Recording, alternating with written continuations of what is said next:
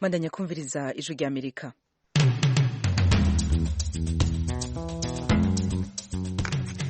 Miriwe nshuti bakunze muteze amatwi ibiganiro vy'iradiyo Ijwi ry'Amerika risamira na Washington DC mu Kirundi no mu Kinyarwanda. Hano muri studio ya gatanu muri kumwe na Joydiane nahazongiye kubashikiriza amakuru tubafitiye muri kano kanya. Mu gihugu c'u Burundi abantu batatu baraye bahitanywe na grenade yatewe n'abataramenyekana mu bunywero buherereye muri quartier ya Rohero iri Bujumbura. Batanu barakomerekeye muri ico gitero idoni mu kanya isasi. Naho mu makuru y'impunzi abarundi bahungiye mu Uganda biyemeje gukomeza akaranga.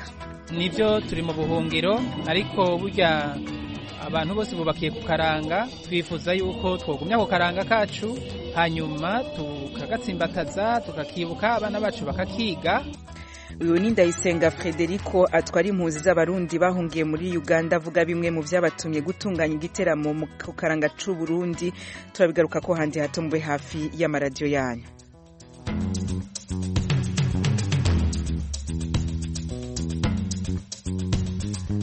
Amakuru tuyahere mu vy'umutekano mu gihugu c'u Burundi aho abantu batatu baraye basize ubuzima mu gitero c'abantu bitwaje inko mu gisagara ca Bujumbura. Abagera kuri batanu bagikomerekeyemwo. Igipolisi c'ico gihugu kivuga ko hamaze kumenyekana ubwoko bw'imodokari abakoze ico gitero bakoresheje mu kwiyunguruza mugabo batarafatwa. Mugenzi wacu Eloge Wirikaneza akorera mu biro vy'Ijwi ry'Amerika i Nairobi adufitiye ibindi kuri ino nkuru. Igitero cabereye mu kirabo kiri muri quartier na zone Rohero, komine Mukaza hagati na hagati mu gisagara ca Bujumbura, umugwa mukuru w'ubutunzi w'u Burundi mu masaha 3 y'ijoro. Abantu batatu bose b'igitsina gabo baciye bahasiga ubuzima, abagera kuri batanu nabo barakomereka. Mu bakomeretse harimwo nyene n'ubunywero. Umwe mu bahasize ubuzima yakorera banki nkuru ya Republika y'u Burundi BRB. Bamwe mu bari bahari bemeza ko vyaboneka neza ko bagize igitero bari bagambiriye kwica abo bantu kandi bari babagendereje. Amakuru y'Ijwi ry'Amerika ryaronse nuko bacinjira abagizi ba nabi baciye mu muryango ugana kuri kontwari aho banyakwigendera bariko yivunira akanyota kandi bakaba binjiye nk'abantu basanzwe bahazi umengo baroye nabo nyene kwivuna akanyota. Mu nyuma umwe muri bo yumvikanye agira ati barasenga barya. Ikindi bamwe mu bari bahari bashikiriza nuko vyibonekeza ko intumbera bagize igitero bari bafise kwari ukwica vyonyene uko atakindi kintu na kimwe bagiye bivye. Bahejeje kwiha inkumbi abarashe baciye buri imodokari batungwa nayo bameze. Bamwe mu bari bahari bagerageje kubakurikira bacamijamwo grenade. Kuri wa gatandatu mu gitondo mu butumwa bwanditse icegera c'umuvugizi w'igipolisi yavuze ko abantu batatu bari bo biciwe muri ico kirabo catewe. Moize Nkunziza yemeje ko imodokari yazanye abicanyi yamenyekanye mugaye imparati yayo atabashoboye kuyibona. Yongeye ko kw'inyamiramabi yazindukiye kuraba ivyabaye kandi amatohoza akibandanya. Nahata bindi vyinshi yashikirije twahavuye tumenya ko abakozi batatu b'igitsina gore gusa bakora muri ico kirabo bazindutse barahagarikwa n'igipolisi. Iki gitero kibaye inyuma y'igihe kirekire kirenga umwaka atabitero bivugwa mu nywero bwo ku mugwa mukuru w'ubutunzi w'u Burundi Bujumbura. Ariko mw'ijoro ryo ku munsi wa gatatu shiri wa kane abantu bitwaje inkoho barishe umukenyezi muri zone ya Kanyosha mu manuko bwa Bujumbura. Bamusanze ariko yoza umwana mu nzu baca baramurasa. Eloge Wirikaneza, Nairobi, Ijwi ry'Amerika. Eloge Wirikaneza urakenuye mu kanya turakomeza ku makuru avugwa mu Burundi ariko imbere yaho tubanze gato tunyarukire muri Mali aho leta y'ico gihugu itangaza ko abasirikare 53 n'umusivile umwe baguye mu gitero cagabwe ku kirindiro ca gisirikare ki mu majaruguru y'ico gihugu. Nta muhari uriyitirira ico gitero cagabwe mu ijoro ryo kuwa gatanu rishuru wa gatandatu gusa leta ya Mali yavuze ko cagabwe n'intagondwa zikora iterabwoba. Umushikiranganje yajeje gutanga amakuru muri Mali abicije ku rubuga rwiwe rwa Twitter yasiguye ko hari abantu 10 bari kuri ico kirindiro bashoboye kurokoka. Mu kwezi kw'icenda tuributsa ko intagondwa zishira imbere intambara ya jihad mu bitero zagavye ku birindiro bibiri vya gisirikare zahitanye intwazangabo zigera kuri 40. Turabaramukije bakunzi namwe banywanyi b'Ijwi ry'Amerika. Mu ntumbero yo kuronka amakuru y'imvaho kandi agezweho dushobora gusangiza n'abanywanyi bose, ni ngombwa ko tubandanya gukorera hamwe mu kuronka amakuru yizewe kandi twosangiza abatwumva. Kubera iyo mvo Ijwi ry'Amerika ribasaba ko mwobandanya kudushikiriza amakuru, amafoto, amavideo y'ibibera aho mutuye, aho mukorera, aho mwiga n'aho mugendera. Mwodushikiriza n'ibindi vyiyumviro n'ivyifuzo mufise vyo dufasha kubandanya tubashikira ku nyota y'ibibaraje ishinga mukoresheje urubuga rwa Facebook VOA Radiyoyacu canke inomero yacu ya WhatsApp ikurikira agasaraba 12224241 Ijwi ry'Amerika ni radiyo yanyu.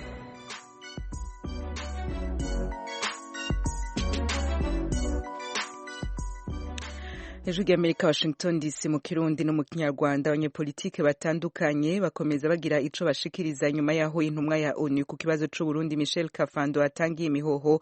Umugambwe uri ku butegetsi ubona ko ari ikimenyetso c'uko amahoro yabonetse. Abatavuga rumwe na leta nabo bati yabuze abamushigikira mu gikorwa co guhuza abarundi. Mugenzi wacu Pierre Claver niyo nkuru yakurikiraniye hagufi ivyo guhuza abarundi kuva bigitangura mu 2000 nyuma y'imatati yo mu 2015.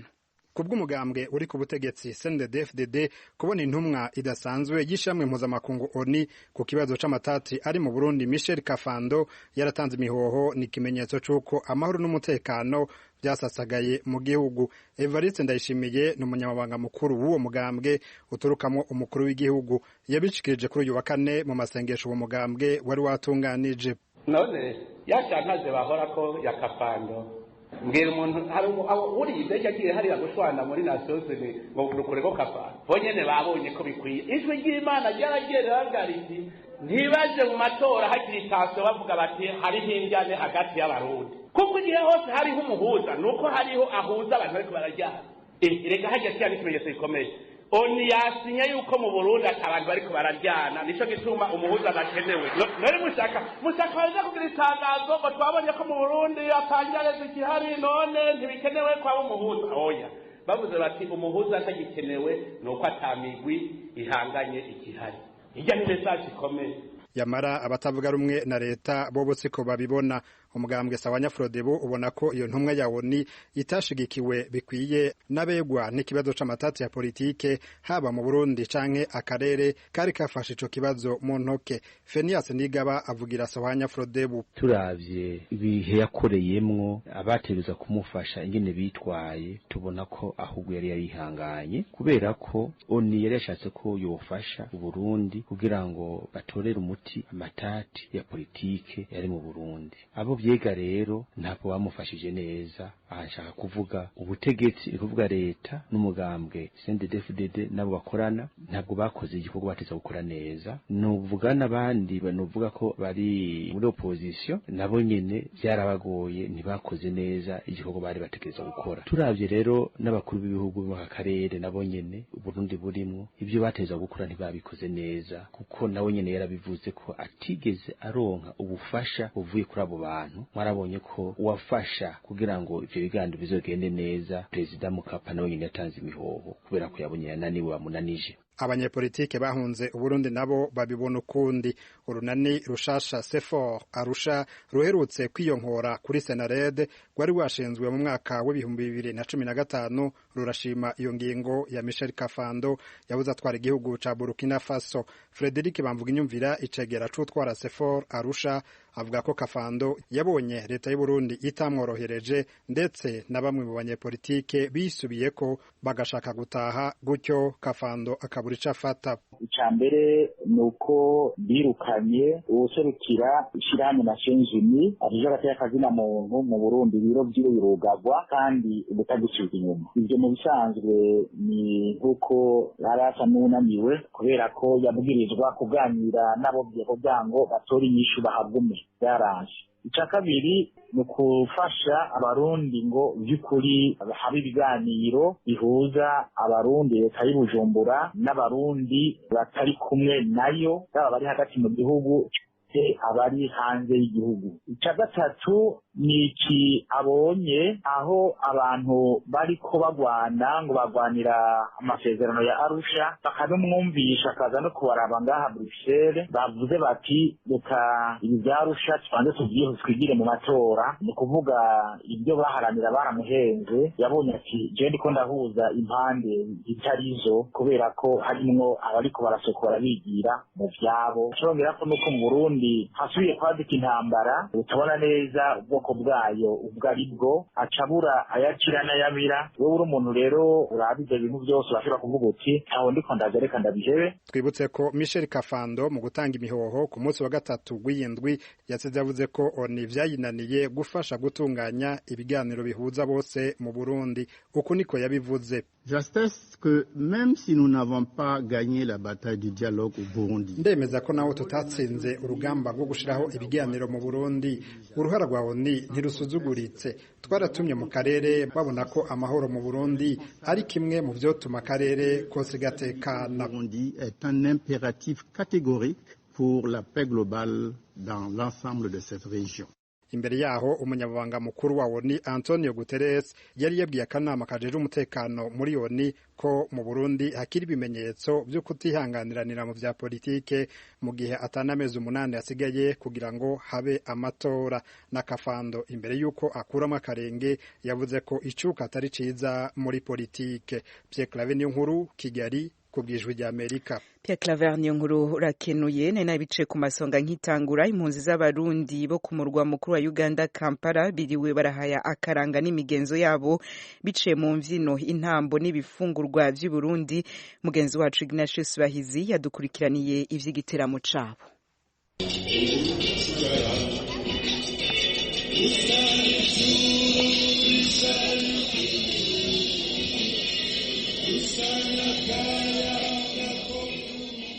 Uyu muhango wabereye ku kigo cy'impunzi hano mu mujyi wa Kampala wari witabiriwe n'impunzi z'abarundi z'ubwoko bwose, abagabo, abagore, hamwe cyane cyane n'urubyiruko ndetse n'abanyagihugu bakeya. Nabanje kuvugana n'umuyobozi w'ishyirahamwe ry'impunzi z'abarundi mu gihugu, Ndayisenga Federico, ambwira impamvu bateguye iki gikorwa. Aha ngaha nk'uko muvyumva mu majwi yari karasamirana, turi mu giteramo c'akaranga, twifuza gukomeza imico y'akaranga k'abarundi. Tubitanguye uyu munsi tukifuza ko bizobandanya. Hanyuma kubera iki kugira ngo mwibuke muco cyangwa akaranga kanyu k'abarundi kandi muri mahanga? Nivyo turi mu buhungiro ariko burya abantu bose bubakiye ku karanga, twifuza yuko twogumya ku karanga kacu hanyuma tukagatsimbataza tukakibuka abana bacu bakakiga bakazoga kwiragiza. Hanyuma muri cyo bibafasha mu buzima burimo kimwe mu muno munsi hari abamenyanye batari bazinanye, hanyuma kandi bikabafata gufatana mu nda. Uyu munsi twegeranije ibintu dushobora kuzofashisha abandi batishoboye, impuzu. Hanyuma ibi watubwira muri make bigiye gukorwa ahangaha bibibutsa umuco wanyu? Twavugije ingoma ziranga umuco w'u Burundi wo kuvuza ingoma, habaye intambo zitandukanye, harasigurwa n'imigani mwimwe. Abantu bari bubakiye ku bintu vy'imigani bituma abantu bagira ico bubaha, umuntu kamubwira ijambo rimwe rikavuga menshi. Nanaganiriye na bamwe mu bari baje muri ibi birori nuko bambwira uko babibonye. Cyanjoheye nuko twahuriye n'inshuti zari zarabuze abagenzi. Ico bimfasha cyambere cyo muri jewe n'ivyo mpamvishe mu vyiyumviro bituma nja gukora ibitandukanye hariya bitabereye, ariko iyo ndi kumwe na bene wacu abarundi tukaryoherwa, numva ndyohewe, byose binsubiza hamwe, nkumva ndi nko mu Burundi, nkumva nasubiye mu rugo. Nk'ikintu c'uburobe ubuswage ego vraiment twakibonye n'ingene kiba gitekeye mu mitoto y'igitoki, vraiment byaduhimbaye, ni ikintu tutari duherutse kubona. Mwabiriye se? Nabiriye, ni ngombwa ubije ubu bikumbuye. Hariho impunzi z'abarundi ziri mu makambi atandukanye, ariko iyo muri Nakivale niyo cyane cyane dushimikira ko kugira ngo dukorektinge nyambara impuzu n'imbaraga sukari. Niyo mpamvu jina jingaha twabonye icyo bitwa ubuswage, uburobe, twabonye n'ico kunwa bimeze nk'isongo, kandi twumvise twishimye cyane, bituma dukumbura no mu rugo. Cyambere nubwo turi mu mahanga, umuntu ahambere naho yavukiye aho yataye uruzogi, hama rero ibi bintu byatwibukije iwacu no kwiyumva ko turi mu Burundi naho tuba turi mu makungu. Cyarujije kunjohera uko mbonye umuririmbyi w'iwacu w'igihangange cyane rewe Mukombozi Hasara Victoria Siembe. Ni umuririmbyi nkunze ndacane mu baririmbyi b'i Burundi, ko n'umuririmbyi aririmba ibintu taje gutamba ibyo kumviriza bikaguha ubwenge. Ndahasanze idarapo ry'iwacu, sanze abarundi b'iwacu tuvugana ururimi rumwe, ticyantegereje rwose nahasanze abarundi bene wacu benshi nyine tuvuga ururimi rumwe nka mukomezane bwamubone namuboniyeho nyine turaramukanye ndamugwa mu nda turifotoza urumva n'ibintu biryoshye rwose. Uyu we niwe watetse ikiribwa cyitwa uburobe abarundi benshi bakunze cyane ngo kubera ko bari batagiheruka. Ni ikintu cyashikiye abantu abenshi bari bakinyotewe badafise aho bagikura. Yego niyo mpamvu zaheze zikaba mbere zisanakwiye bakaba bashaka ubundi burobe. Hari abahanzi n'ababyinnyi batandukanye, umwe muri bo akaba yarari Mukombozi, umuhanzi w'icyamamare mu Burundi, ati yanejejwe no kunezeza abandi. Kuba nzi yuko ari umuntu anezerewe niho umunezero wanjye utangura. Kuri ibyo rero iyo numvise ko ari abantu banyotewe jewe kandi icyo banyotewe ndahari singwaye nanjye birampimbara kubera kuririmba aho biri muri jewe n'ururimi rwanjye sindabitegura kubera ntawutegura kuvuga bakubagiye urakomeye urivuga ndakomeye cyangwa se nkomeye ntawe ugutegura ngo uzoze uravuga ndakomeye birikora sasa nuko niyo mpamvu nanjye byampimbaye cyane. Ignatius Bahisi, Ijwi ry'Amerika, Kampala.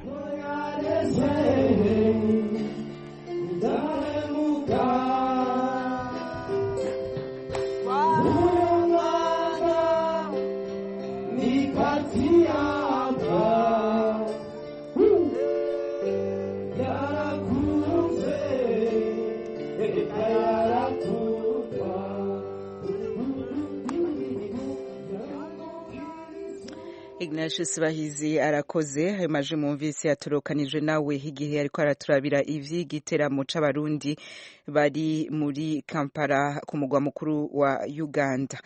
Mu Rwanda naho hari naravye umwana navyaye nsangano mubwira uko nanje narezwe. Ayo ni amajambo ari mu gitabo canditswe n'umunyarwandakazi aba mu Budagi yitwa Radiyoyacu. Ni gitabo yisehu ayam yandikiye abana batarengeje imyaka 10 amaze kuganira na Venuste Nshimiyimana mugenzi wacu ari mu biro vy'Ijwi ry'Amerika i Londres mu Bwongereza ku vy'ico gitabo.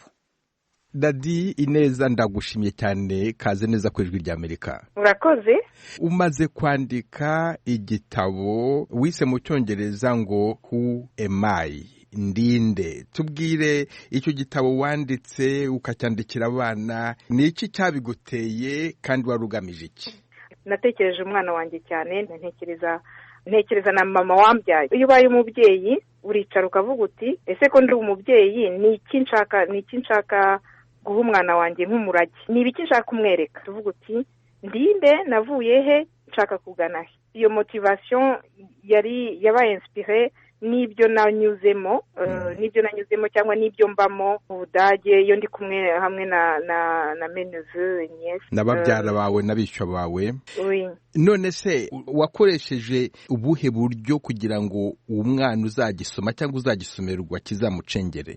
Ubundi igitabo ni cy'abana bafite imyaka 10 bashobora gusoma.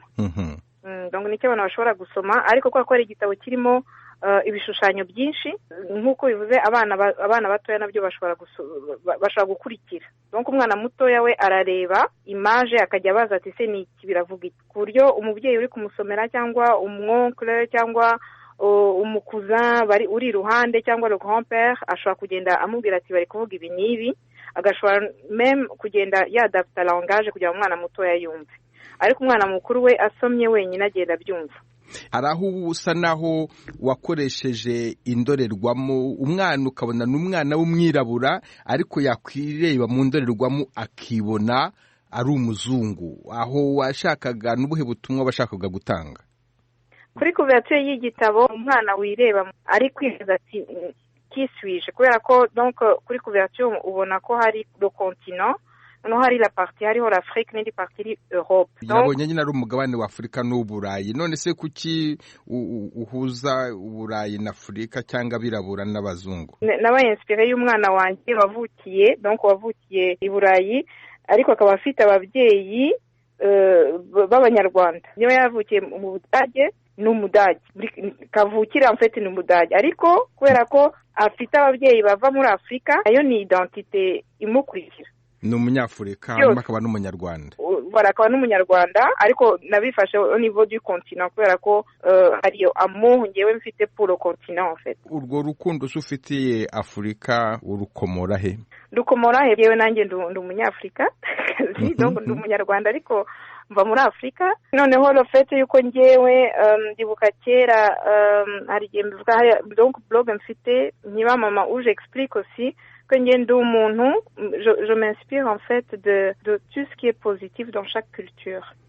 No kuvuga ko ugenda ufata ibyiza biri muri buri muco ukabyifashisha kugira ngo ubone uko ha icyerekezo ubuzima bwawe. Oui. Kandi nageze aho nsanga mu Rwanda rukundo bavuga ngo izina ni ryo muntu niko bavuga. Donc hari ukuntu ni interesa ku amazina umuntu aba yarahaye, donc ababyeyi baba baraduhaye nge nitwa Ineza kandi kuva nkiri muto izina ryanjye nararikunze. Noneho ku buryo na nyuma nashatse kubona mbese Ineza bivuga iki, noneho bigeze aho nsanga amazina yanjye abiri Divine Ineza nsanga bivuga bonté divine. Donc hari ukuntu ngewe ibyo nkoramo hari ukuntu mbifata nkaho ari sinye ivuye mu ijuru imfasha kugenda mfite kwavanza kuri mission yanjye mba mvuga ni ngomba gukora sur terre noneho nkavuga ni mission yanjye no gukora ikiza no kwiyinspira ibyiza ufata ibyiza bikaba nabyo biri mu gitabo cyawe wise Ndinde mu Kinyarwanda Who am I mu Cyongereza. Radi Ineza ndagushimiye wakoze cyane kuza ku Ijwi ry'Amerika. Urakoze nanjye ndagushimiye cyane. Murisanga ni ikiganiro cy'Ijwi ry'Amerika kibanda ku bibazo binyuranye byo mu karere k'ibiyaga bigari bya Afurika. Ikiganiro gitumira abantu bo mu nzego zitandukanye bagasubiza ibibazo by'abakunzi b'Ijwi ry'Amerika. Ndi mu ntara ya Muyinga aho bita muri commune Giteranye aho bitatura. Ndi hano Kampala Uganda. Ndi mu gisagara cya Bujumbura. Ni ikiganiro kimara isaha kuva saa 10 kugera saa 11 buri munsi kuva kuwa mbere kugera ku cyumweru.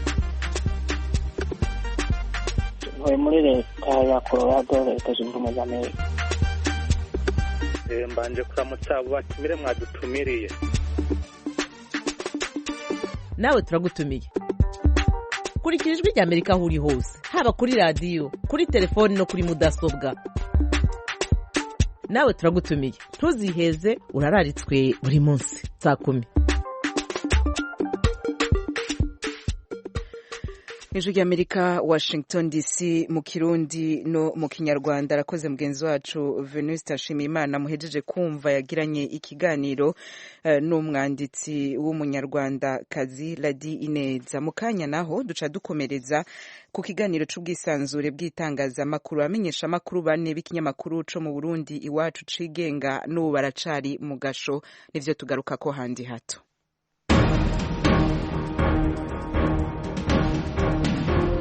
Muri Somalia abarwanyi ba abantu 17 bari mu musirikare. Mu Rwanda naho ubushinjacyaha umunyapolitiki atavuga rumwe n'ubutegetsi, umunyamabanga wa leta muri Minisiteri y'Ububanyi n'Amahanga. Noneho tunyarukire mu Bufaransa umunyarwanda Eugene Shiba. Ubwisanzure bw'itangazamakuru ni ngombwa.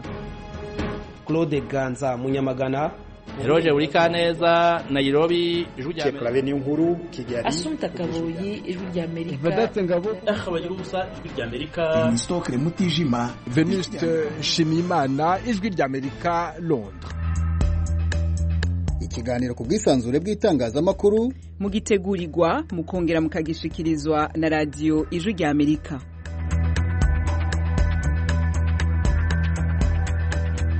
Abamenyesha amakuru bane b'ikinyamakuru cigenga iwacu aribo Agnes Ndirubusa, Christine Kamikazi, Terence Mozenzi na Egide Haririmana hamwe n'umushoferi wabo Adolphe Masabarakiza bafungiwe mu ntara ya Bubanza mu burengero bw'u Burundi. Bafatiwe muri commune Musigati muri yo ntara mu gihe bariko barondera amakuru yerekeye abagwanyi bari baje bava muri Republika Iharanira Demokarasi ya Kongo. Abo bagwanyi bahavuye bavuga ko ari abo mu murwi urwanya ubutegetsi bw'i Burundi Red Tabara, bivuga ko binjiye mu ishamba cimeza rya Kibira baciye aho muri Musigati. Ubundi amategeko aravuga iki kukungene amenyesha amakuru babwirizwa gukora amakuru yerekeye intambara? Utwo tubazo turi muri tumwe tugiye guciga nino mu kiganiro ku bwisanzure bw'itangazamakuru. Icuno munsi mwagiteguriwe mukaba mugiye kugishikirizwa na jewe Diane Ninahazwe.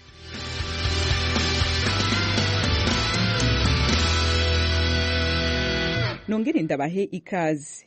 Uno munsi mu kiganiro ku bwisanzure bw'itangazamakuru twabatumiriye Ernest Sagaga ajeje igisata cyo gukingira uburenganzira bw'abamenyeshamakuru n'umutekano wabwo mu ishamwe FIJ, Fédération Internationale des Journalistes. Ernest Sagaga, mwakoze kwitaba ubutumire bwacu, ikaze kandi. Mwakoze namwe ku butumire bwanyu. Nk'umuntu yakoze umwuga mukurikiranira hagufi ivy'uno mwuga, muraha insiguro iyahe ifatwa ry'abo bamenyeshamakuru b'ikinyamakuru Iwacu? Insiguro nta yindi ahubwo ni impungenge dufite kubera ko nk'uko mubivuze abo bantu bari mu kazi bayimenyesheje abashinzwe abatwara ako karere bari barimo, nta kindi rero cyagombye gutuma bafatwa ngo bafungwe, kandi mu by'ukuri cyari kibajyanye no gukora akazi k'itangazamakuru nk'uko mubizi, cyane cyane ahantu habera imirwano. Ubundi n'ubusanzwe kujyayo abanyamakuru n'akiguma baba bagize kuko bashobora no kuhasiga ubuzima bwabo, ariko birakenewe ko bajya hafi y'aho ibintu bibera kugira ngo bashake amakuru nyayo, noneho babwire abareba amaradiyo cyangwa amateleviziyo yabo inkuru nyayo ifite amakuru bahagazeho. Ntabwo rero byumvikana ko umuntu yazira ko arimo gukora akazi ke kandi bizwi byamenyeshejwe abashinzwe intwaro aho hantu. Ubundi ga Ernest Sagaga, mu bihe by'intambara canke uruhagarara abamenyeshamakuru arashobora kubuza kwegerwa ahantu ubuzima bwabo bushobora kubangamirwa? Ibyo by'ubwa mbere n'abanyamakuru bagomba kureba neza niba ahantu bagiye hashobora kubangamira umutekano wabo. Ni nabo bwa mbere iturukaho kuvuga bati ibi ngibi byaba ari ukurengera, twaba dushobora gukora ibintu byadukoraho, noneho bakaba batageyo. Ikindi rero n'ubutegetsi nibyo birashoboka ko ubutegetsi buvuga buti aha hantu habujijwe abantu aba n'aba kuhagera. Icyo nabyo byaba ubwabyo nubwo twavuga ko ari ukubuza umunyamakuru kugeraho ashobora kubona amakuru, ariko baramutse bibaye ariyo mpamvu icyo gihe abanyamakuru ntabwo bajyayo, kuko ntabwo wabona abasoda bari ahantu umuhanda bafunze ngo ugende use n'ushaka kurenga ku mategeko baba bashyizeho. Ntabwo tuzi niba byarabaye, ndetse sinkeka ko byabaye aho hantu kuba baragiye ahantu habujijwe kuba bahagirwa n'abanyamakuru.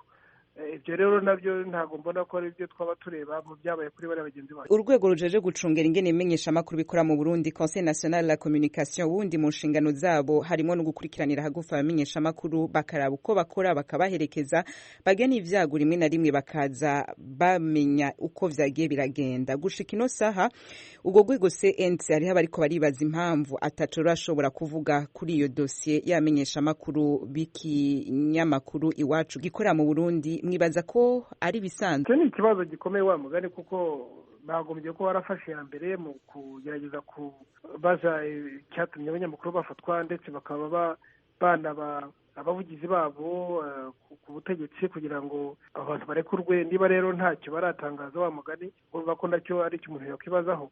Icyo umuntu atakwirengagiza ni uko mu Burundi nk'uko mubizi itangazamakuru kuva mu mwaka w'2015 cyane cyane itangazamakuru ryigenga, muzi neza ko nta bwisanzure rifite mu Burundi. Muzi neza ko amaradiyo mpuzamahanga arimo BBC yagombye gufunga ibiro ava mu Burundi rwose. Radiyo yanyu Ijwi ry'Amerika nabyo barabahagaritse, ndetse na Radio France Internationale nayo basa naho bayigisata burindi niko abanyarwanda byita, basa naho yitoteza.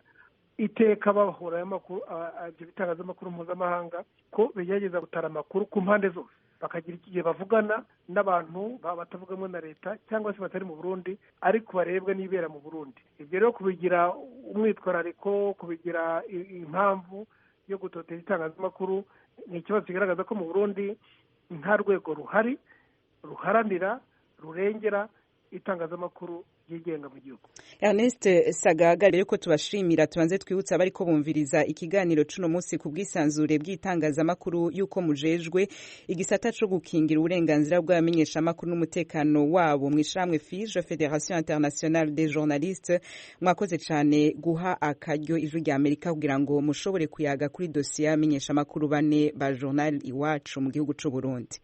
Murakoze namwe, twifuriza akazi keza. nuko rero nshuti bakunzi namwe bwe tubashimire ko mwari muduteze abiri yakoze Fatuma Limasi Kalala yegeranije amajwi n'ibiganiro twari tubafitiye muri kano kanya Engineer Joe yabishikanya hiwanyu nawe nyene yakoze ibikora inka je mumva kuri micro na Lidiane nahazwe ku izina rya bagenzi bacu bo mu Ruganda rubategura rukongera rukabashikiriza amakuru mu Kirundi no mu Kinyarwanda twifuze kubandanya muranirwa mu byo muri mwo byose murare aharyana